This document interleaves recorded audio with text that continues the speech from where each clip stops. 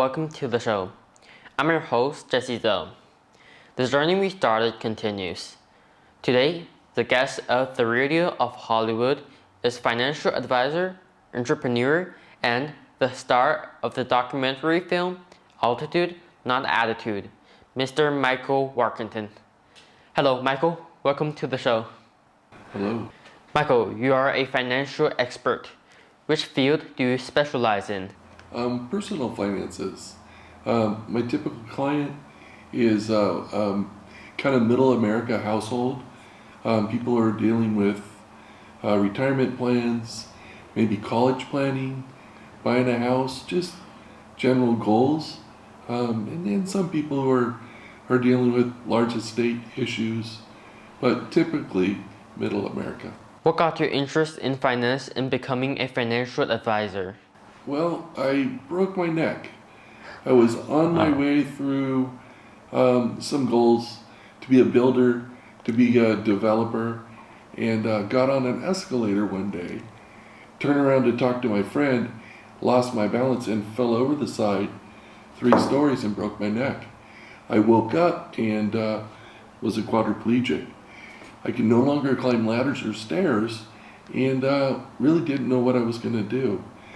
Shortly after that, I realized that most of the people around me's problems all revolved around money. And so I thought I could learn about money. And that's really what started me in this business.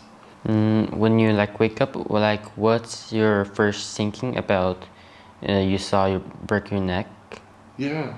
When I woke up at first, I just took time to recover, to kind of really get my feet on the ground, so to speak. I know that sounds silly, but I just needed to reevaluate, relearn who I was, and then build a life around that. What do you think are the 3 most important basic things we should learn about finance? The 3 most basic.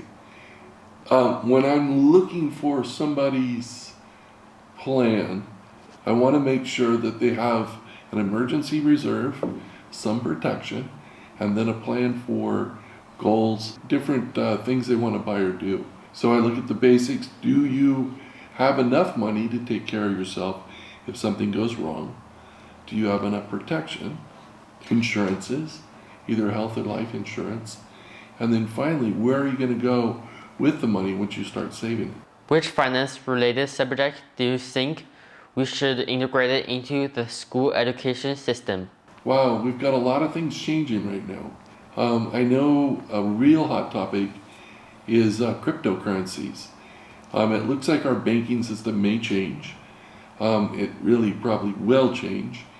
And we're going to need to know or learn how to move money electronically as individuals. Besides that, the basics. Stay out of debt, don't spend more than you make, have goals, and work together with your family. What would you advise me to start learning on my stage of life? Okay. Compound interest is your friend. How old are you, may I ask? Just 14. 14 is an incredible time to start learning. An incredible time to start saving. Because if you need money for retirement, right now, you have a lot of time for it to grow. So you look out as far as you can see and start saving now in a way that gives you an opportunity to let it grow as much as possible. What is your recipe for successfully growing your client base? Referral. Be referable. You want to be somebody that other people are excited to share about. My whole practice, which is about 440 households, has been built on referrals. And from day one, I started asking, who in your life has money that you like that needs help? And if you are comfortable, would you introduce me to them? And that has built my practice in a way that I get more I love yous in a day than anyone I know. And when I do have parties, everybody's confused who to sit with because they all know each other. How does the idea of filming the documentary come up? How did you feel about it? I do a lot of traveling. I can't ride a motorcycle. I can no longer surf. But I want to get the most out of my life. So one of the things I do as a hobby is travel. Most people would call them trips of a lifetime. I call them just another trip, to be honest. I've been on a lot of trips, and I've had a lot of people say, you should film them. It took me a little while to think about that, though. And I wanted to film it because I wanted to show people that even in a chair you can do travel. Most people in their lifetimes, 7 out of 10 people, will end up disabled in their lifetime. And they tend to give up. I wanted to show people that they don't have to give up, that they can enjoy life still. How did you or the team come up with a name? We actually recently changed it. It was Untie Me. There's a part in the film that I describe a dream I had while I was in the hospital where my hands were actually, now let me back up. I was in there, I'd had surgery on my neck, and they had fused the spinal cord. And when they fused the spinal cord, I started to get numb in my body, and it felt like somebody was tying me up. When we did the film, I realized that I had been untied, and we named it Untie Me. We then decided to change it to Altitude, Not Attitude, because I think my life is more about excelling and climbing and enjoying the ride than having a bad attitude. What was your experience during filming? How did that process impact your life? It's amazing. It's amazing how much work goes into it, how much thought goes into it. I really learned a lot about where my body parts are, what my face is doing, the words I say.